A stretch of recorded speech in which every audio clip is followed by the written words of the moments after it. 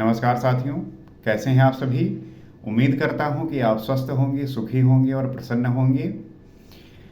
हर एक व्यक्ति जो है अपने जीवन में अपनी बनाई हुई दुनिया के अनुसार जीना चाहता है और जैसा वो सोचता है उसी प्रकार की दुनिया जो उसने अपने मन से बनाई है, जो मन का संसार है, उसी को वो जो है जीते हुए रहना चाहता है।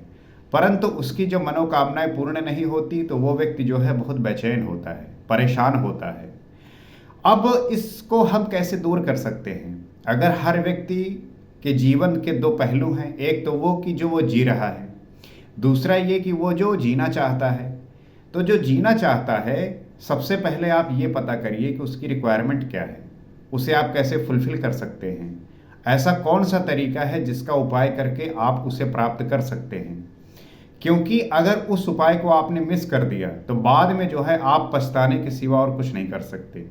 वो पछताना ऐसा होता है कि आपके अंदर वो फ्रस्ट्रेशन लाता है, आपके अंदर वो बेचैनी लाता है और आप जैसे मछली को जल से निकालकर बाहर रख दिया जाता है और वो छटपटाती रहती है, उसी प्रकार से आप भी जो है छटपटाते हैं।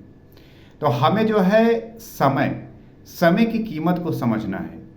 अगर आपने समय को आदर नहीं किया, समय की आपने रिस्पेक्ट नहीं की, तो ये जो है आपको ऐसा दुख देगा, ऐसा आपको ये परेशान करेगा कि आप जो है सिर्फ तिलमिलाते रह जाएंगे।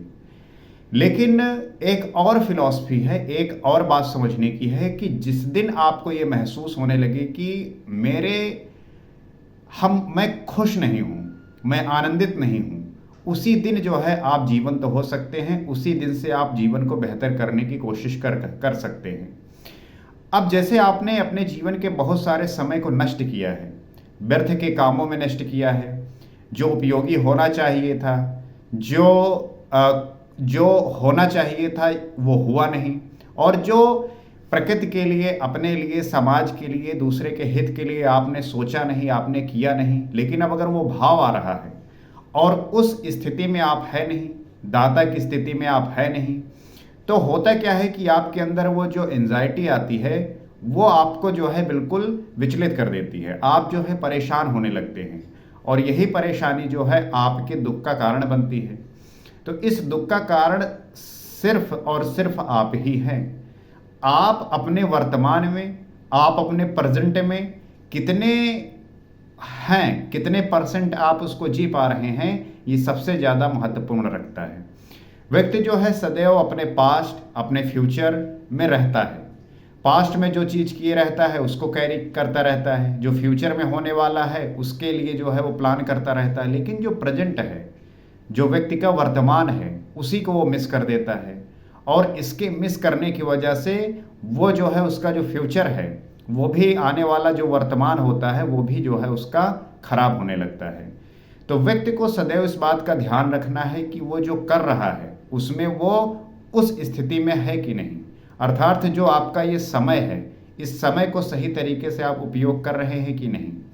अगर आपकी इच्छा शक्ति, अगर यह दृढ़ इच्छा इतनी प्रबल है, मजबूत है कि हम जो जीवन की कल्पना कर रहे हैं, जो जीना चाहते हैं, जो प्राप्त करना चाहते हैं, उसमें आप कितने हैं।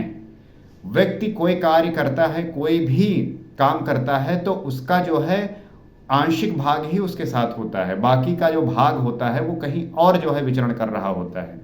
जैसे आप पढ़ाई करते हैं या कोई कार्य करते हैं या कोई कुछ भी कर रहे होते हैं, आपका कुछ ही परसेंट मन आपके साथ होता है। शरीर तो है लेकिन जो मन है, जिसके द्वारा सारी चीज़ें होती हैं, वही जो है आपका वहाँ पे नहीं होता। तो अगर वहाँ पे नहीं होगा तो परिणाम कैसे पूरी तरीके से आएगा? परिणाम तभी तो पूर्ण रूप से आएगा और आपकी इच्छा के अनुसार होगा जब आप पूर्ण रूप से उसमें होंगे। और जब होंगे नहीं और आप इच्छा करते हैं कि परिणाम जो है वो 100% आए, तो कहाँ होने वाला है? जैसा आप इनपुट डालोगे वैसा ही जो है आउटपुट निकलेगा। तो आपको सदैव इस बात का ध्यान रखना है कि हमें सदैव प्रेजेंट में रहते हुए अपने समय का सही सदुपयोग करना है। जो भी व्यक्ति इस समय से चूक गया, इस समय का सम्मान नहीं किया, रिस्पेक्ट नहीं की, फिर जो है वो पछताने के सिवा और कुछ करेगा नहीं। और पछताने का मतलब यही होता है कि वो दुख और अपने संताप में ही जीने वाला है। हालांकि ये ऐसा जीवन है कि आप किसी भी समय सचेत हो सकते हैं और अपने जीवन को बदल सकते हैं। और मैं उसी पे उम्मीद करता हूँ। व्यक्ति के जीवन में गलतियाँ होती हैं, उन गलतियों से सीखकर आप जो है निरंतर आगे बढ़ सकते हैं, क्योंकि निरंतर सीखना ही व्यक्ति की जो है ग्रोथ का एक माध्यम होगा और हम इस बात को अपनाकर अपने जीवन में आगे बढ़ेंगे।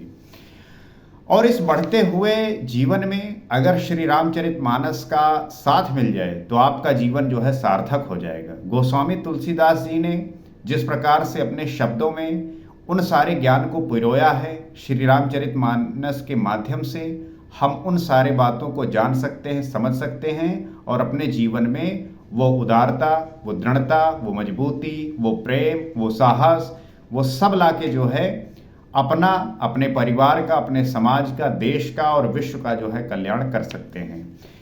तो आइए समझने का प्रयास करते हैं और जानते हैं कि गोस्वामी तुलसीदास जी क्या लिखते हैं। कहते हैं, कपिपत रेछ निशाचर राजा, अंगदाद जे कीस समाजा, बंदेव सबके चरण सुहाए, अधम शरीर राम जिन पाए। वानरों के राजा सुग्रीव, रीछों के राजा जामवान जी, राक्षसों के राजा विभीषण जी और अंगद जी आदि जितना वानरों का समाज है, सबके सुंदर चरणों की मैं वंदना करता हूँ, जिन्होंने अधम पशु और राक्षस आदि शरीरों में भी श्री रामचंद्र जी को प्राप्त कर लिया। वानरों के जो राजा थे वो सुग्रीव जी थे, रीछों के जो राजा थे वो जाम्बवान जी थे और राक्षसों के जो राजा थे वो विभीषण थे। अंगद जी आदि जितना वानरों का समाज है, सबके सुंदर चरणों की वंदना कर रहे हैं गोस्वामी तुलसीदास जी। आप गोस्वामी तुलसीदास जी के स्वभाव से परिचित होइए कि वो श्री रामचरितमानस का पाठ प्रारंभ करने से पहले, उनके राम के चरित्र का गुणगान करने से पहले वो सभी को जो है याद कर रहे हैं, वो सभी को आवाहन कर रहे हैं कि आप सभी आकर मेरे कार्य में कोई विघटन ना आए, मेरे कार्य में कोई रुकावट ना आए। आप अपना आशीर्वाद मुझ पे डालिए, आप अपना आशीर्वाद मुझ पे रखिए, ताकि मैं जो है अपने कार्य में संपन्न हो जाऊं और राम के चरित्र का गुणगान करूं। तो जिन्होंने अधम अर्थात पशु और राक्षस, जिन्हें मनुष्य से अधम माना गया है, शरीर में भी श्री रामचंद्र जी को प्राप्त कर लिया। तो कपिपत रीछ निशाचर राजा, अंगदाद जे कीस समाजा और बंदव सबके चरण सुहाए, अधम शरीर राम जिन पाए। तो ऐसी कृपा है प्रभु श्री राम की।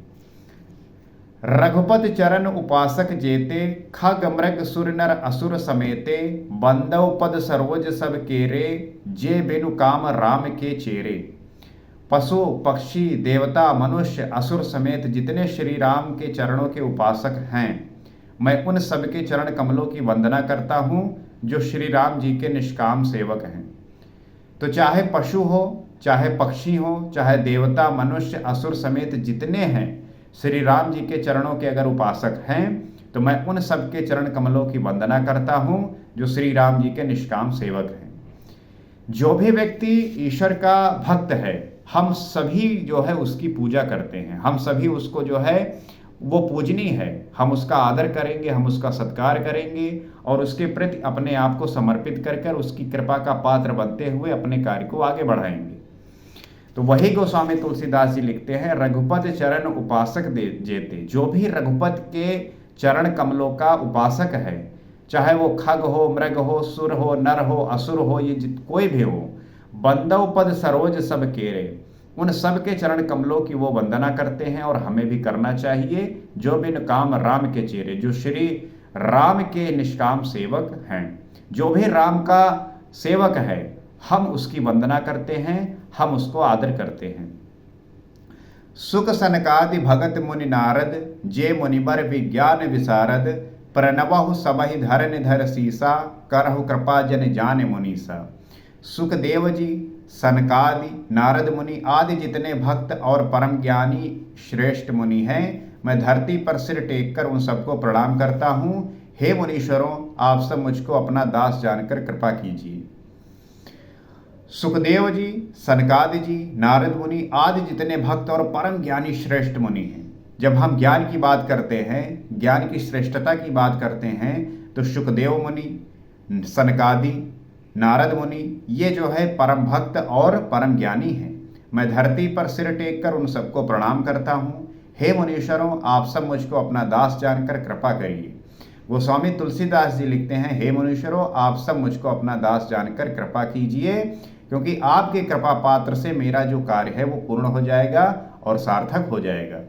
तो हर एक व्यक्ति को जो है ऐसे मुनियों की तलाश में आप अपने आप को झोंक देना चाहिए, और ऐसा कोई भी आपको ज्ञानी मिले, ऐसा कोई भी मुनि मिले, तो उसके चरण कमलों की वंदना करते हुए उसका जो है गुणगान करना चाहिए, और उससे जो आपको ज्ञान मिल सके वो ग्रहण करना चाहिए। तो गोस्वामी तुलसीदास जी कितना सुंदर लिखा, सुख सनकादि भगत मुनि नारद, जे मुनिवर विज्ञान विशारद, प्रणवहु सबहि धरन धर सीसा, करहु कृपा जन जान मुनीसा। गोस्वामी तुलसीदास धरती पर सिर रखकर जो है उन्हें प्रणाम कर रहे हैं। और आजकल क्या चल रहा है कि लोगों को पैर छूते हुए आप देखेंगे तो घुटने के ऊपर पांव छूते हैं। कहने का मतलब ये है कि ये जो भाव की कमी हो गई है लोगों के बीच में, वो उनके अहंकार को प्रदर्शित कर रहा है।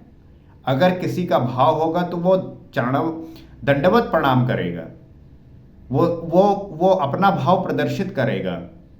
अगर कोई ठीक प्रकार से आपको आदर नहीं कर रहा है तो इसका मतलब है कि वो अहंकार से ग्रसित है। और कोई भी व्यक्ति अगर अहंकार से ग्रसित है तो वो कैसे सामने वाले का कृपा पात्र बन सकता है? वो कृपा पात्र नहीं बन सकता। वो तो अपने अहंकार में लिप्त है।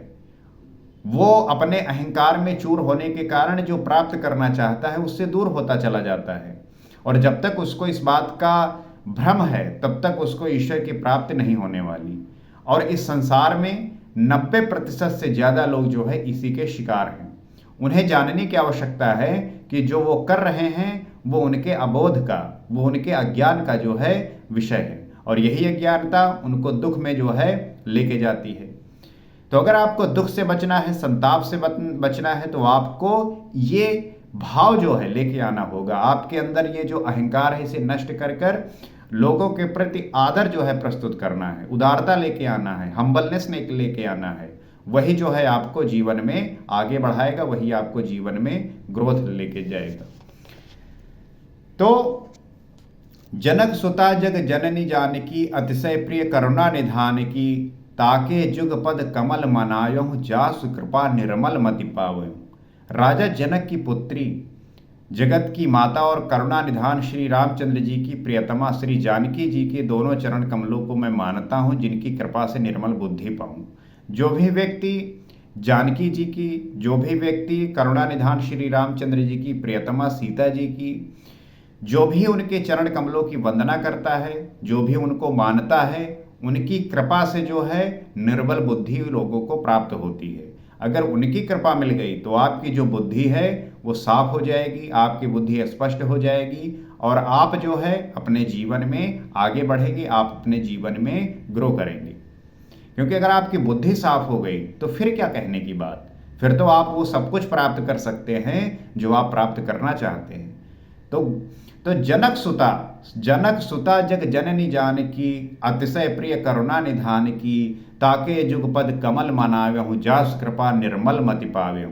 बस उनकी कृपा हो जाए, उसके बाद आपका जीवन तो बिल्कुल रॉकेट की तरह आगे बढ़ेगा। तो आप जो है उनका पूजन करिए, आप उनका चिंतन करिए। पुनि मन वचन कर्म रघुनायक, चरण कमल बंदव सबलायक, राजीव नयन धरे धनुषायक, भगत विपत्ति भंजन सुखदायक। फिर मैं मन वचन और कर्म से कमल नयन, धनुष बाणधारी, भक्तों की विपत्ति का नाश करने और उन्हें सुख देने वाले भगवान श्री रघुनाथ जी के सर्व समर्थ चरण कमलों की वंदना करता हूँ। अब जो है गोस्वामी तुलसीदास जी कहते हैं कि मैं मन वचन और कर्म से कमल नयन, धनुषधारी, भक्तों की विपत्ति का नाश करने वाले और उन्हें सुख देने वाले भगवान श्री रघुनाथ जी के सर्वसमर्थ चरण कमलों की वंदना करता हूँ। तो जो भी व्यक्ति श्री रघुनाथ के चरण कमलों की वंदना करेगा, उसको जानने का, समझने का प्रयास करेगा, उनके चरित्र को अपने जीवन में उतारेगा, उसका जीवन जो है सुख और आनंद से भर जाएगा।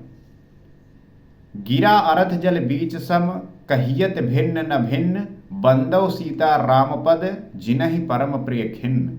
जो वाणी और उसके अर्थ तथा जल और जल की लहर के समान कहने में अलग अलग है, परंतु वास्तव में अभिन्न एक है, उन श्री सीताराम जी के चरणों की मैं वंदना करता हूँ, जिन्हें दीन दुखी बहुत ही प्रिय है। तो जो वाणी और उनके अर्थ तथा जल और जल की लहर के समान कहने में अलग अलग है, परंतु वास्तव में अभिन्न है, उन श्री सीताराम जी के चरणों की वंदना करता हूँ, जिन्हें दीन दुखी बहुत ही प्रिय है। जो भी व्यक्ति ये समझता है कि मेरा कोई नहीं है, मेरा कौन है उबारने वाला, मुझे कौन भवसागर से पार करेगा, मेरा उद्धार कैसे होगा, मेरे दुखों का नाश कैसे होगा, तो जो भी व्यक्ति इष्ट का चिंतन करेगा, ध्यान करेगा, उनके गुणों को अपने जीवन में उतारेगा, उस व्यक्ति का भी भवसागर से वो पार हो जाएगा, उसके भी जीवन के सारे दुख संताप नष्ट हो जाएंगे। क्योंकि फिर उस व्यक्ति के अंदर वो सारे गुण आने लगेंगे जो जिस ईश्वर की वो पूजा कर रहा है, जिस ईश्वर को वो स्तुति कर रहा है, उसका ध्यान कर रहा है। और जैसे जैसे गुण उसके भीतर आएंगे, रघुनाथ के गुण आएंगे, श्री रामचंद्र जी के गुण उसके भीतर आएंगे, वो जीवन में बढ़ने लगेगा, उसके सारे अवगुण दूर होने लगेंगे। और गुण जब आएंगे तो व्यक्ति हर एक स्थान पर, हर एक स्थिति में आदर प्राप्त करेगा, प्रसन्नता प्राप्त करेगा। तो बस यही ध्यान देने का विषय है और यही जो है श्री रामचरितमानस आपको सिखाता है। तो आइए मिलकर हम श्री राम के चरित्र का गुणगान करते हैं और उनकी स्तुति करते हैं, क्योंकि उन्हीं के गुणगान और स्तुति के माध्यम से ही हम जीवन को आनंद से भर सकते हैं और सुखी हो सकते हैं।